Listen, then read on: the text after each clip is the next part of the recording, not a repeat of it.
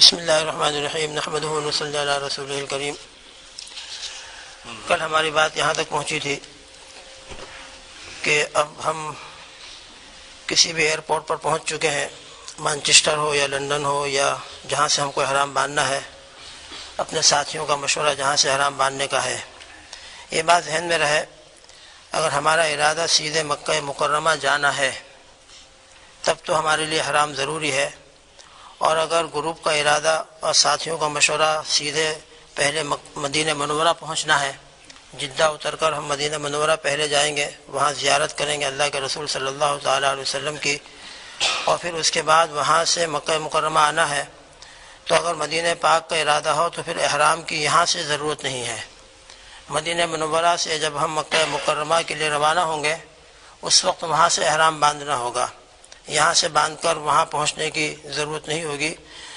ہاں، جب ہمارا ارادہ سیدھے مکہ مکرمہ پہنچنا ہے تو پھر اس صورت کے اندر احرام باندھنا ضروری ہے۔ اب احرام کس طریقے سے باندھا جائے گا؟ شروع میں آپ کو بتلایا تھا کہ حج کی 3 قسمیں ہیں، حج قران، حج تمتع اور حج افراد۔ عام طور پر حضرات حج تمتع کرتے ہیں، لہذا حج تمتع کا جو طریقہ ہے اسی کو انشاءاللہ عرض کیا جائے گا، اور پھر آخر کے اندر حج قران اور حج افراد کے اوپر کچھ باتیں عرض کر دی جائیں گی۔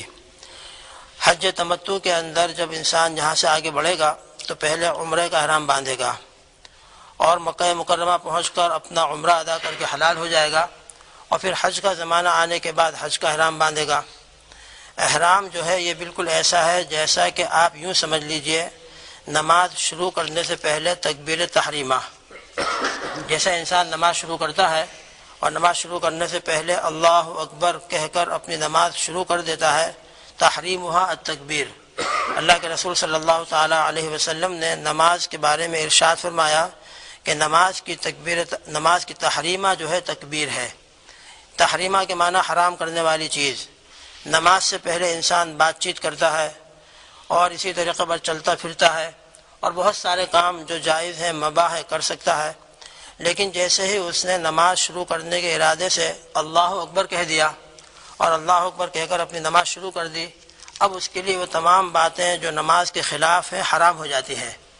اب بات چیت کرنا حرام، چلنا پھرنا حرام، ادھر ادھر دیکھنا خلاف ادب، اور اسی طریقے سے بہت سی پابندیاں نماز شروع کرنے کے بعد آ جاتی ہیں۔ بالکل اسی طرح سمجھ لیجئے کہ جس طرح نماز کی تکبیر تحریمہ اللہ اکبر ہے، اسی طرح ہمارا احرام، اس کی یہ حج یا عمرہ، اس کی تکبیر تحریمہ یہ احرام ہے۔ عمرہ کرنا ہو تو اس کے لیے احرام ہے، حج کرنا ہو تو اس کے لیے احرام ہے۔ اب احرام باندھنے کا کیا طریقہ ہوگا؟ احرام باندھنے کا طریقہ یہ ہے کہ احرام سے پہلے انسان غسل کر لے، جیسا کل کہا گیا تھا۔ غسل کا موقع نہ ہو تو کم از کم وضو کر لے۔ عورتیں اتفاق سے اگر اپنے خاص حالات کے اندر ہوں تو وہ اس حالت کے اندر بھی احرام تو باندھیں گی۔ ایسا تو نہیں ہو سکتا کہ احرام باندھے بغیر وہ آگے بڑھیں گی، بلکہ ان کو احرام باندھنا ہے، اس حالت کے اندر بھی وہ احرام باندھ سکتی ہیں، اور چونکہ ان کا وہ خاص زمانہ ہوتا ہے تو پاکی اور ناپاکی کا تو کوئی سوال نہیں ہے، لیکن پھر بھی وہ اگر غسل کر سکتی ہوں تو غسل کر لیں، وضو کر سکتی ہوں تو وضو کر لیں، اور ان کا یہ وضو یا غسل طہارت کے لیے نہیں بلکہ صفائی کے لیے ہوگا، لہذا غسل بھی کر سکتی ہیں اور وضو بھی کر سکتی ہیں۔ اب اس کے بعد جو ہے احرام باندھنا ہے۔ مردوں کا احرام جو ہے 2 چادریں ہیں، ایک چادر بطور لنگی کے باندھنا ہے اور ایک چادر اپنے اوپر کے حصے کے اوپر ڈالنا ہے۔ نیچے جو بطور لنگی کے چادر باندھی جائے گی، بہتر افضل طریقہ تو یہ ہے کہ وہ بالکل سلی ہوئی نہ ہو، بغیر سلے ہوئے کپڑے احرام کے اندر استعمال کرنا یہ اولا اور افضل ہے۔ لیکن اگر سلا ہوا نہ ہو کپڑا اور لنگی کھلی ہوئی ہو تو بعض مرتبہ عادت نہ ہونے کی وجہ سے سطر کھلنے کا اندیشہ ہوتا ہے، سطر کھلنے کا اندیشہ ہو، اس کی ہیبٹ نہ ہو، مشق نہ ہو، پریکٹس نہ ہو، تو رات کو سونے کی حالت کے اندر سطر کھلنے کا اندیشہ، یا چلتے وقت اگر ہوا آنے لگی تو اس وقت سطر کھلنے کا اندیشہ ہو، تو اگر یہ خطرہ اور یہ خوف ہے کہ اگر بغیر سلا ہوا چادر میں استعمال کروں گا تو سطر کھلے گا، اور اس مجبوری کی وجہ سے اگر وہ درمیان میں سیلے، تو حضرت مفتی شفیع صاحب رحمۃ اللہ علیہ نے احکام الحج کے اندر بیان فرمایا ہے کہ اس کی گنجائش ہے۔ اگرچہ اولا اور افضل وہی ہے کہ بغیر سلا ہوا ہو، لیکن چونکہ سطر کا چھپانا یہ بھی بہت اہم ہے اور بہت ضروری چیز ہے، لہذا اگر اس کو درمیان میں سے سی لیا جائے، یا جیسے کہ آج کل تو عجیب طریقے سے احرام بنا لیتے ہیں، بغیر سلا ہوا ہی بالکل پورا کا پورا گول ہو جاتا ہے، اور بغیر سلا ہوا ہی اس انداز سے بنا لیا جاتا ہے کہ سطر کھلنے کا احتمال ختم ہو جاتا ہے، تو اگر وہ احرام ہو تو وہ بھی چل سکتا ہے۔ باقی اگر کسی نے درمیان میں سے احرام کے کپڑے کو سی لیا اور بطور لنگی کو اس کے استعمال کر رہا ہے، جیسا کہ عام طور پر ہماری لنگی ہوتی ہے، تو اس کی بھی گنجائش ہے۔ جب احرام باندھنے کا ارادہ ہو تو اپنے سلے ہوئے کپڑے اتار ڈالیں گے، اور سلے ہوئے کپڑے اتارنے کے بعد ان دو چادروں کو اپنے بدن کے اوپر ڈالنا ہے، ایک بطور لنگی کے اور ایک بطور اوپر کے کپڑے کے۔ اس کے بعد اگر مکروہ وقت نہ ہو، مکروہ وقت یعنی عصر کے بعد کا وقت نہ ہو، یا جیسا فجر کے بعد کا وقت شروع ہوا ہمارے احناف کے اعتبار سے، فجر کی نماز سے پہلے اور فجر کی نماز کے بعد صرف 2 رکعت سنت فجر کی پڑھنا ہے اور 2 رکعت فرض ہے، باقی اس کے علاوہ ہمارے یہاں کوئی نماز نفل وغیرہ نہیں پڑھ سکتے۔ احرام کی یہ 2 رکعتیں چونکہ نفل کے طور پر پڑھی جاتی ہیں، لہذا اگر مکروہ وقت ہو تو مکروہ وقت ہونے کی وجہ سے اب 2 رکعت پڑھنے کی ضرورت نہیں ہے، خالی احرام باندھ لینا، نیت کر لینا، تلبیہ پڑھ لینا کافی ہوگا۔ لیکن اگر مکروہ وقت نہ ہو تو پھر اس صورت کے اندر افضل طریقہ یہ ہے کہ 2 چادریں پہننے کے بعد ہم 2 رکعت نماز پڑھیں گے۔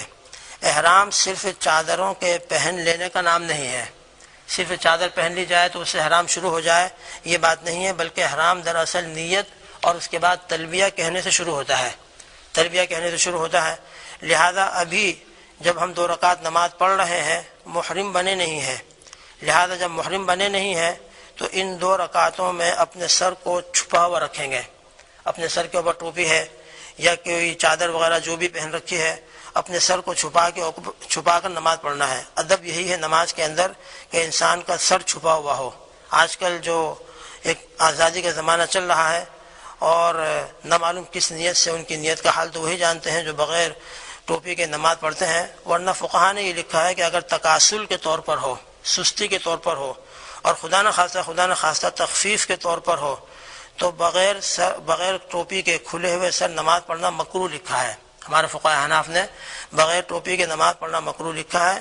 اب جو لوگ نماز پڑھتے ہیں اللہ بہتر جانتا ہے ان کی کیا نیتیں ہوتی ہیں، ورنہ عام حالات میں اگر سستی کی وجہ سے انسان ٹوپی چھوڑ رہا ہے یا تخفیف اور اس کو ہلکا سمجھ کر چھوڑ رہا ہے تو پھر اس صورت کے اندر کھلا سر نماز پڑھنا مکروہ ہے۔ بلکہ حضرت شیخ عبد القادر جیلانی رحمۃ اللہ علیہ، غوث اعظم پیران پیر رحمۃ اللہ علیہ نے تو یہاں تک لکھا ہے کہ بغیر ٹوپی کے باہر جانا بھی مکروہ ہے۔ لوگوں کے درمیان بغیر ٹوپی کے گھومنا اور کھلے سر گھومتے پھرنا یہ بھی خلاف ادب ہے۔ تو ہمارے اکابر اور علماء نے تو یہ باتیں لکھی ہیں۔ اب زمانہ ہے آزادی کا، نہ معلوم کیا کیا چیزیں آ جاتی ہیں۔ تو بہرحال یہ 2 رکعتوں میں چونکہ ہم ابھی محرم بنے نہیں ہیں، لہذا محرم نہ ہونے کی وجہ سے ان 2 رکعتوں میں اپنے سر کو چھپا ہوا رکھنا ہے۔ 2 رکعتیں ہم نے پڑھ لی، اگر ہو سکے تو پہلی رکعت کے اندر قل یا ایھا الکافرون اور دوسری رکعت میں قل ھو اللہ احد پڑھنا بہتر ہے اور اولیٰ ہے، یہ اولیٰ اور بہتر ہے، اور اگر اتفاق سے کوئی دوسری صورت پڑھ لے تو وہ بھی جائز ہے۔ افضل اور اولیٰ یہ ہے کہ پہلی رکعت میں قل یا ایھا الکافرون اور دوسری رکعت میں قل ھو اللہ احد پڑھیں۔ اب ہم نے 2 رکعت پوری کی، 2 رکعت پوری کرنے کے بعد اب ہم کو نیت کرنا ہے اور اس کے بعد تلبیہ پڑھنا ہے۔ نیت اور تلبیہ کے بعد چونکہ اب محرم بننے والے ہیں، لہذا بہتر اور افضل یہی ہے کہ اب ہم سلام پھیرنے کے بعد اپنے سر کو کھول ڈالیں، اپنا سر کھول ڈالیں، اور سر کھولنے کے بعد عمرہ کی نیت کریں۔ اللہم انی ارید العمرہ فیسرھا لی وتقبلھا منی، اے اللہ میں عمرے کا ارادہ کرتا ہوں، آپ اس عمرے کو میرے لیے آسان فرما دیجئے اور اس کو قبول فرما لیجئے میری طرف سے۔ یہ نیت کریں گے، اور نیت کرنے کے بعد ابھی بھی محرم نہیں بنے، خالی نیت کرنے سے بھی احرام شروع نہیں ہوا، نیت کرنے کے بعد فوراً اب ہم کو تلبیہ کہنا ہے۔ تلبیہ جو ہے مشہور ہے، لبیک اللہم لبیک لبیک لا شریک لک لبیک ان الحمد والنعمت لک والملک لا شریک لک۔ جو جانے والے حضرات ہیں خاص طور پر یاد کر لیں، لبیک اللہم لبیک، اس کا ترجمہ یہ ہے کہ اے اللہ میں حاضر ہوں، میں حاضر ہوں، اپنی حاضری کو اللہ کے سامنے پیش کر رہا ہے۔ لا شریک لک، اے اللہ آپ کا کوئی شریک نہیں، آپ اپنی ذات اور اپنی صفات میں وحدہ لا شریک لہ ہیں۔ لبیک، اے اللہ میں حاضر ہوں۔ ان الحمد والنعمت لک والملک، تمام تعریفیں اور تمام نعمتیں اے اللہ آپ ہی کے لیے ہیں، آپ ہی نے ہم کو نعمت عطا فرمائی ہے، اس لیے تمام تعریفوں کے مستحق آپ ہی ہیں اور تمام نعمتوں کے دینے والے بھی آپ ہی ہیں۔ والملک، اور سارا جہاں آپ کا ہے، حقیقی ملک آپ ہی کا ہے۔ قل اللہم مالک الملک تؤتی الملک من تشاء وتنزع الملک ممن تشاء، تو سارا جہاں آپ کا ہے، مالک الملک آپ ہی ہیں۔ لا شریک لک، اے اللہ آپ کا کوئی شریک نہیں۔ ایک مرتبہ تلبیہ کہنا فرض ہے اور اس کے بعد 3 مرتبہ تلبیہ کہنا سنت ہے۔ تو ہم نے عمرے کی نیت کر لی، عمرے کی نیت کرنے کے بعد تلبیہ پڑھ لیا۔ ایک مرتبہ تلبیہ کہنا ضروری اور فرض ہے اور 3 مرتبہ تلبیہ کہنا سنت ہے۔ جیسے ہی ہم نے تلبیہ پڑھا، بس تلبیہ کہتے ہی ہمارا احرام شروع ہو گیا اور یہ شخص محرم کہلائے گا۔